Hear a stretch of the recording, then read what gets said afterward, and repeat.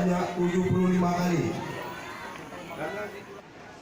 Sudarlun Siman, 56 tahun, pensiunan PNS di Aceh Singkil, tega setubuhi anak angkatnya yang masih berusia 12 tahun. Atas perbuatannya, pria beristri 2 itu dicambuk sebanyak 175 kali, dipotong masa tahanan 5 kali. Eksekusi cambuk tersebut berlangsung di alun-alun depan kantor Bupati Pulau Sarok Singkil, Kamis 19 Desember 2019 sore.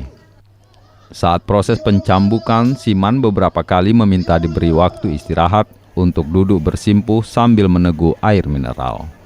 Petugas medis pun memeriksa kondisinya sebelum Algojo menuntaskan hukuman cambuk. Cambuk terhadap terhukum atas nama Siman. Ini melanggar pasal 34 KUHP Aceh, yaitu melakukan perzinahan dengan anak. Dihukum beliau hudud 100 kali cambuk dan takjir sebanyak 75 kali cambuk.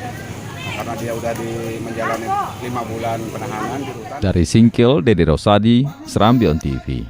50.